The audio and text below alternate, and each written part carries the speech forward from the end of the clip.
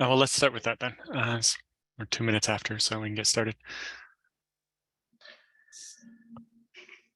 Okay, well, I just dived into this area pretty recently, but problem seems exists around for 3 years or about. The problem is that original Docker driver, native one for ZFS, written in Go, written pretty terribly. It forks separate processes to do things like ZFS list that takes forever and practically burns down the system. Since we have no Go developers and nobody else dive into this, our middleware team found other solution with using OverlayFS on top of ZFS, which seems works much better, and that's a way use it for other file systems. And at that point, we found that there were already patches hanging on OpenZFS for like 3 years to implement a couple features required for OverlayFS actually work on top of ZFS. It's not terribly specific to ZFS, just a couple requirements. That there are 2 PRs I mentioned. The first is 9600. It practically changes how ZFS handles A rollback, I think, right? A rollback, yeah. How it wipe directory caches in Linux kernel. It seems pretty straightforward. You just need somebody with good Linux VFS understanding to say, yes, that's correct. That's the right way to go.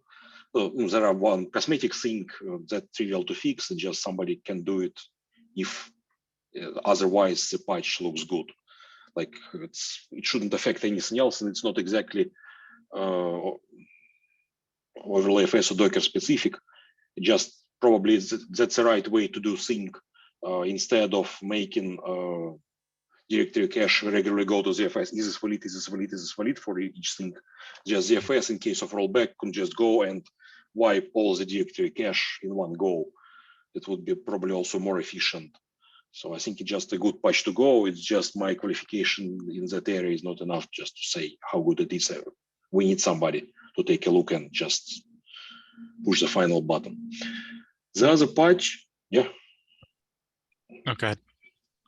Well, there were some comments from Matt and Brian, but they were a while ago. So some more comments from them or somebody would be good.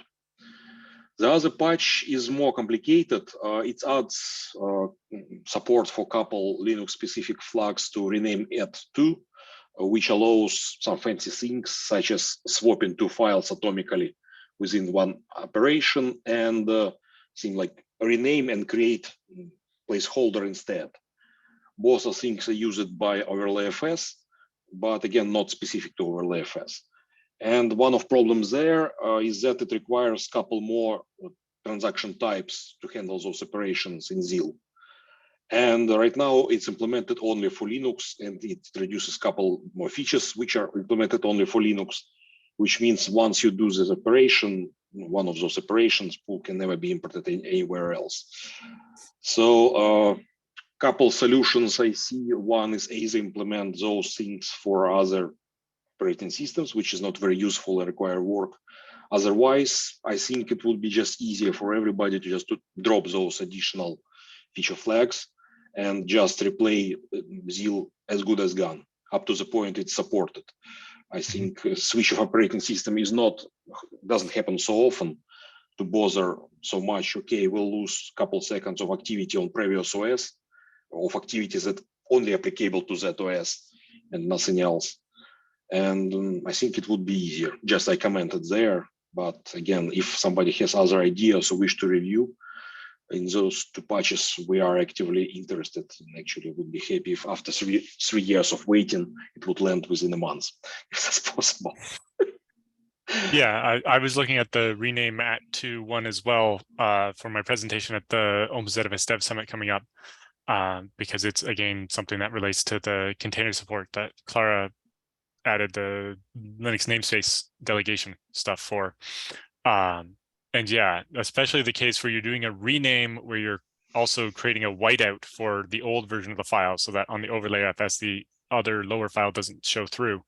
In that case, it's interesting that Linux implements the whiteout by making it a character device with a specific ID or something.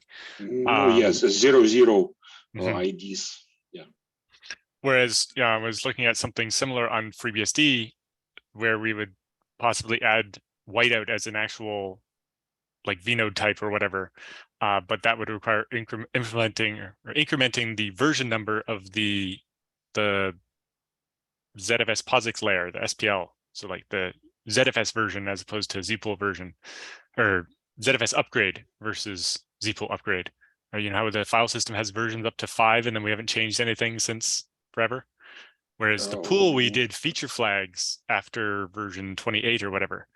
But for the file system itself, we've not ever had to change anything since. I remember hearing about that being updated to version 1000 when feature flags were originally being developed, but it just never happened. Yeah, and I think there's another PR somewhere that talks a bit about the idea of having sorry, it was on the wiki. There was an idea, a project proposal for the hackathon of implementing feature flags for the ZPL part of it as well. I don't know what the right thing to do there is. The Linux specific way of doing whiteouts seems slightly suboptimal, but I don't know if it's worth the pain of, you know, bumping the version number of the ZPL. Why do you think it's worth bumping the version? But what is incompatible there? I'm not sure I'm getting. Well, what we'd want to do is add a new object type. Like right now we have, you know, regular file directory, symlink, etc. We'd actually add a type for whiteout. No, separate type, which would not be an easy character device, not the different type on FreeBSD, use it. Right, or yeah, if we added it as type that way, each OS could decide how to implement that, where on Linux that can be the character device thing, or on FreeBSD can be a regular whiteout, like we already have support in UFS for, or whatever. No, yeah, but both probably are supported already. No, a character device should not be a problem anyway, and I guess that different type on FreeBSD, I guess it works, but I never used. I have no idea. Yeah. Just, or you meant something more unified that would translate on different OS, different things? Yeah. So basically, if ZFS knows that that object ID is type whiteout, and then in the OS specific code, it can be how we expose that, whether it's, you know, setting the flag on a vnode or whatever, or making it a character device or whatever. So the way it's stored on disk is more consistent that way. I wonder how otherwise OverlayFS and UnionFS are compatible to each other except the byteouts. Right. I don't know, not much, so maybe it's not worth it, but yeah, at this point it just got quickly burning from a Docker site on Linux. We never used it on FreeBSD, and honestly I would prefer maybe to implement it per native ZFS way, have proper Docker driver implementing it properly on whatever language, just through ZFS native calls without parsing ZFS list outputs, and maybe then it would be nicer, but just we have no Go developers to do that stuff.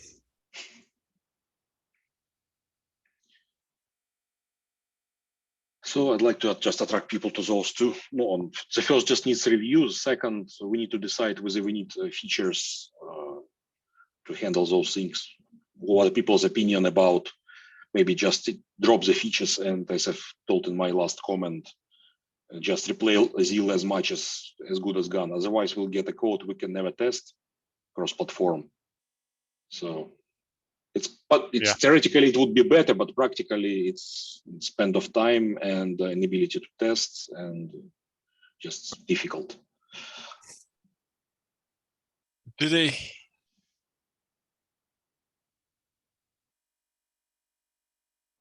So I guess each item in each transaction of the ZIL is supposed to be separately atomic. So decomposing the rename to swap thing into just 2 or 3 renames or whatever wouldn't actually work the way we want.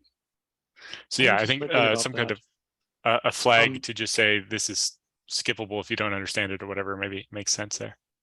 No, like I'm not sure it's skippable. I think we just can't. We don't know what happened with next operation. Next operation may depend on this operation. So practically we can replay log as long as we understand everything. As soon as we find first not understandable, we can just dump in logs. Okay, we got something we don't know. So we stop replaying we stop replaying the ZIL, and most times when you're importing, there isn't a ZIL to replay anyway. Like if you're switching OSs, you normally do that with a nice export, and so there's nothing to replay. But if you crashed on Linux and then imported on FreeBSD, you would get the little warning, and at least you'd be able to import the pool. Oh yeah, I would prefer that versus a requirement to install back Linux, import, export, and then for sure everything. So I would prefer that pay for that small data loss. Yeah, and I think the number of times that will come up is small enough that it makes sense to do it that way, especially versus the pool is unimportable.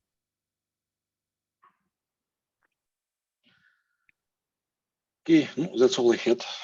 But yeah, I know the second PR you're talking about there, I was hoping to get people to look at as well as part of my talk. So I'll help push on that for you.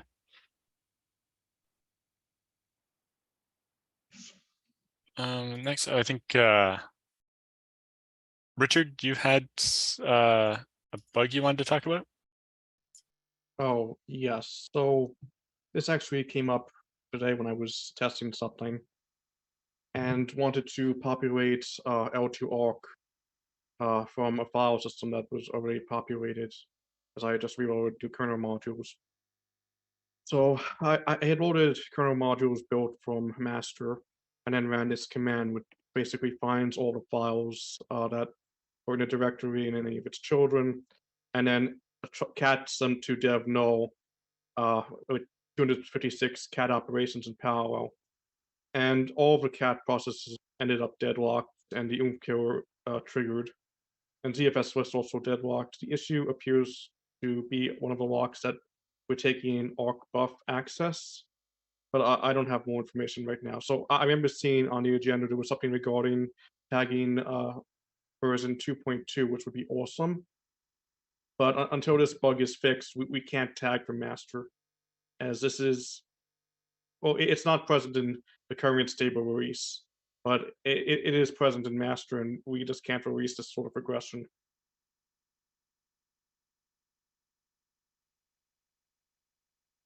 Yeah, and you said you suspect it's the change to the debuff hash scaling?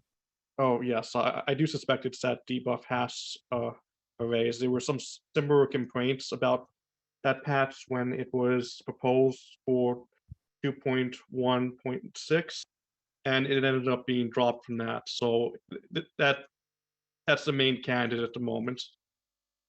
I'm not sure why. Maybe there's something about how Linux might not like having its locks in a kernel virtual memory. I'm not sure. Okay.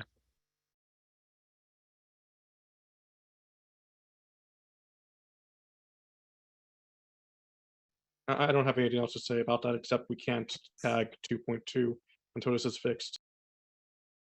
Yeah, it'd be great if we could get a smaller reproduction case so that we could make a test that will fail for it, so that we can track it easier. Yeah, I was thinking it would be great to have this in the ZFS test suite. Yeah. But I need to do more digging. Yeah, like, do you think it's just accessing that many files concurrently, where if we just created a directory of 1,000 files and XR-P256, it would hang again, or? Maybe. I haven't tried yet. I haven't had time. Okay.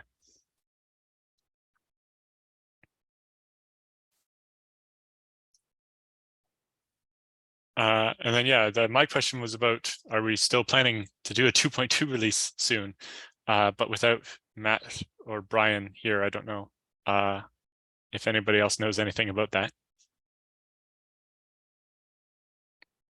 I know, Alexander, that was something you had asked about back in the spring or summer or so to try to align with your releases, right? No, yeah, we are. We're already working on a new release of TrueNAS scale, which is now based on 2.1 still.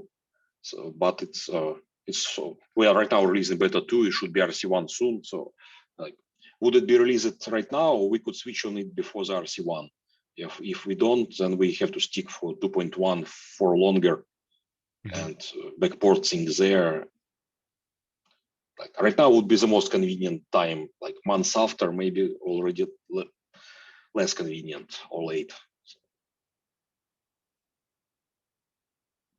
Yeah. I don't know. I didn't look last time to see like how many release candidates and how long between when we started tagging a release and we actually pushed it out. Like when we did 2.1, what that timescale was like. But I expect that getting 2.2 out in less than a month is probably no. I don't mean exactly release. I mean more like a branch point, right? That we could follow. So since we also have time between during our RC cycle and so on, but at least we need some point we could track some branch. Yeah, I think that's reasonable to have done in the next couple of weeks, especially if we plan to have a release before the end of the year. We need to get that done.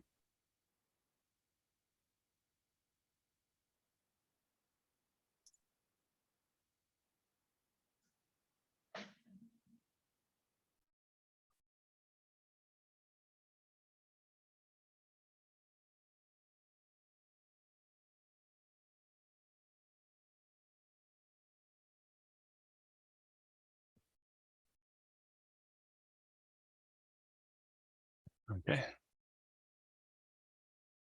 Is there anything else anybody want to talk about?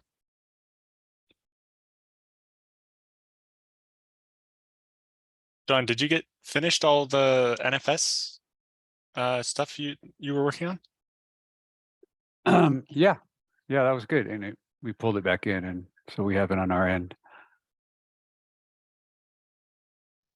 Yeah, I think we got that all working, so it works the same way on FreeBSD as well. So that's good. Yeah, I did have a quick question. With regards to the upcoming summit, did we talk at all on one of these calls about the hackathon or any goals for that, or is there like a spreadsheet for ideas? There is usually a spreadsheet. I don't have a link to it handy.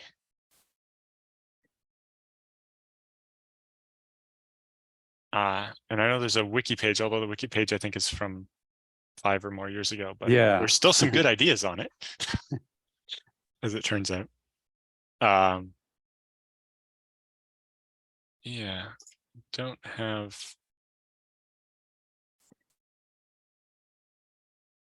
the latest spreadsheet for that. Okay, I'll ask on our end to see if anybody has, like if Matt or someone has ideas as to where that lives. Yeah, I think it's just in somebody's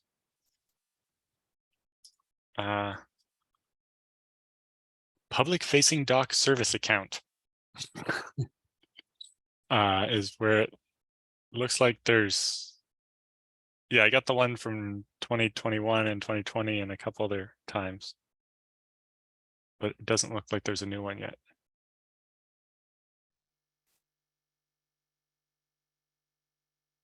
So regarding things to talk about, there is one thing that occurs to me, which is some people might have noticed that I've been doing a lot of static analysis stuff lately. I know I've been somewhat subtle on the issue tracker, but so I've actually been researching different static analyzers, and I was like, I want one that has X, Y, and Z in it. Brian mentioned to me he would love it if we could have every pull request static analyzed. And after searching through what's available, I finally found one that seems to check all the boxes. I mentioned this to you, Alan, the other day. So it's called Sonar Crowd. It's free for open source projects. It can integrate with GitHub to run on PRs and even branches. It allows you to dismiss false positives. You can set custom rules. And it has one rule saying that go-to is bad and that needs to go. And it can also check multiple languages, so the Python scripts can get some attention too. So I'd like to set that up in the near future So our pull requests will be static analyzed, and any regressions can be caught sooner rather than later. Richard, is that something we can install locally so that if we do get a fault or a failure, we can iterate locally or?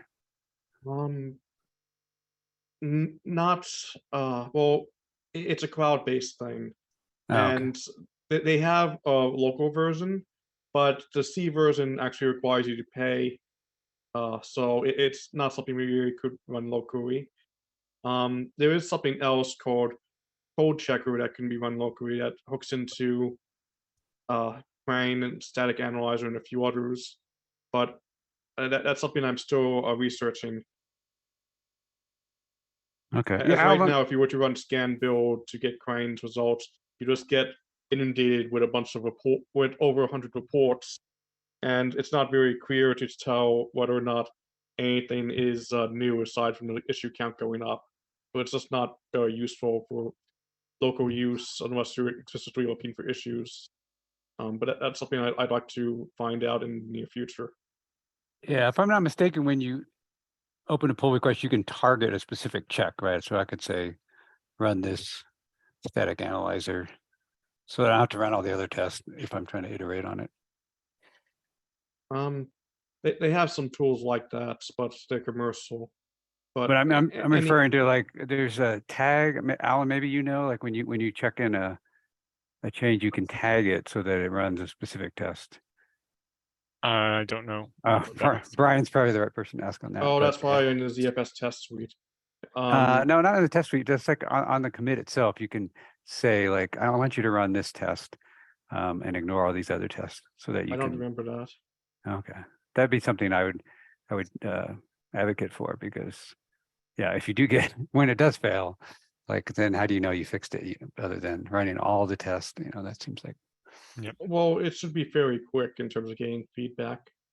But anyway, this is something that I'm planning to look into in the near future. So hopefully we'll have that maybe around the time of the summit, and then we can iterate on that. Richard, how many pull requests have you opened so far for this? It seems like there's been a half a dozen at least. Yeah, that's why I said I was being subtle. That was a joke. As well, for what in particular, static analysis stuff, or yeah, the ones that you've the ones this is help catch things. That's a good question. I haven't counted, but I'm going to guess between 30 and 40. Nice. And some of these pull requests are in single issue things. Basically, I tried aggregating different issues that were similar in some way. Like all the class of issues kind of thing. Yes. And then we actually can see a few commits in the histories where I said, yeah, I meant to solve that with the other commit, but I missed these cases. Yeah, there are quite a few things that have been fixed. And actually, if you were to go on, well, there's a Coverty link on the main page for the GitHub repository. And if you click on it, you can actually see some information like the defect density. And if you scroll down, you can see defect density over a period of time. So you can see we were at, it was actually a little higher than 0.65 when I started, but the day I started, I basically just made a bunch of improvements, and that actually lowered the defect density from, I think, 0.71. And then over time, you see it drop to 0.57, to 0.3, to 0.22. And it's been stuck there for the past week as some of my pull requests which fixed things were in limbo. One needed a revision, which I did on the last weekend. And the other one is a bit scary because I'm touching Lua. So it might take some time before that can be committed. But I think, okay, there are 106 outstanding issues. I think the pull requests I have open solve 23 of them. So, and then there are many other ones that they're not necessarily bugs. Sometimes it's a false positive, but I'm like, well, is this an opportunity for some cleanup? And other things I'm still trying to decide on, and so on and so forth. but yeah, a lot of these things have been analyzed. And something that actually surprised me was that I actually had expected Covity to catch quite a few issues that without some things with false negatives, and there are certain things that it should have caught because it caught other things like them that it just didn't, and other static analyzers caught them. For example, Clang and GCC's nascent static analyzer, which actually surprised me. But I thought that was somewhat interesting, and I'm actually of the opinion I've actually made two observations, well, I guess conjectures. One is that about half of the reports are all false positives. The other is that for every report we have, there probably is at least one more bug in the code that isn't reported. Right. But at least that's my thinking at the moment. I think that's everything I have to say about that. Alexander, just looking through the old hackathon ideas, I saw one here that relates to another Docker-ish thing, which is support for ID mapped mounts, or basically if you clone a data set, being able to override the user IDs that own all the files, so that you could, clone a data set and give it to a different user or a different container without having to actually, recursively chown all the files and just handle that at the file system level, kind of like how, if you mount a MS-DOS-FS, you can just say, instead of root, all these files are owned by this user. Is that something that would fit into your use case at all, or? At least it wasn't rise to my point. I may ask other guys, could you throw me a link, a PR, or whatever it is? I can do that.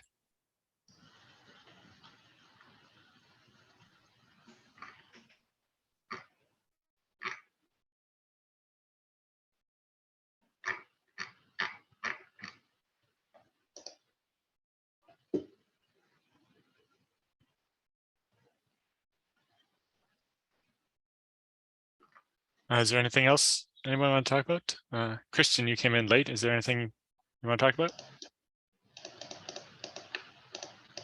No, just again.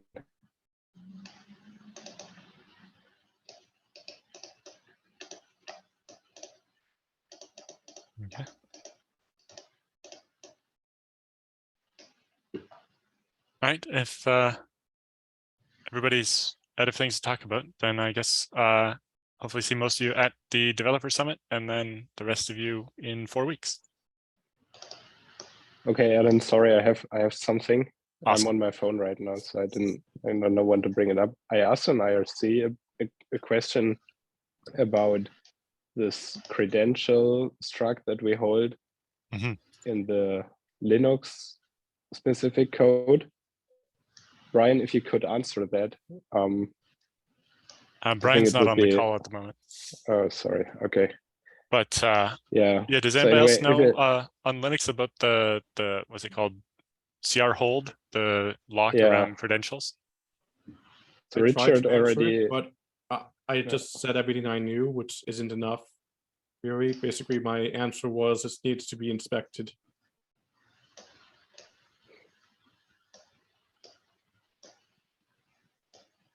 Okay, yeah, I'll try to poke more people about it.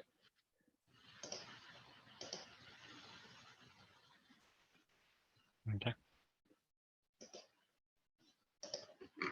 Are you seeing a particular issue there?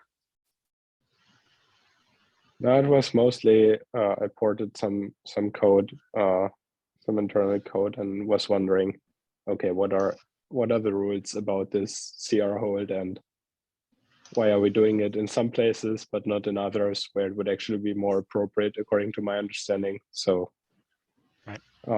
Yeah.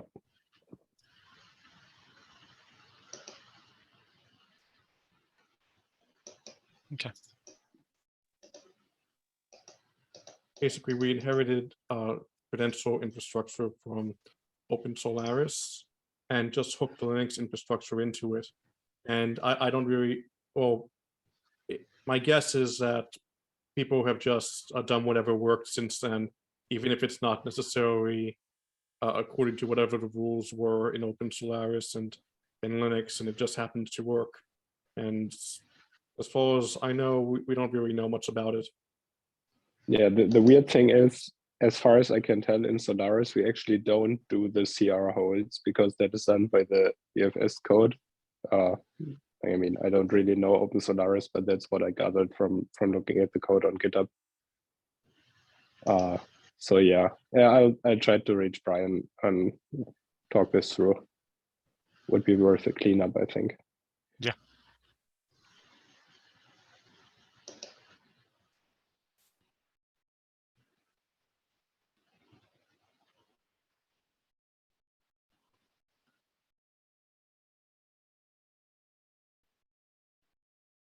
Yeah, I'll poke Matt about getting the hackathon idea spreadsheet started, because there's a bunch of good ideas from previous years, and I think I have a couple of new ideas as well. And hopefully we can get some interesting stuff out of the hackathon.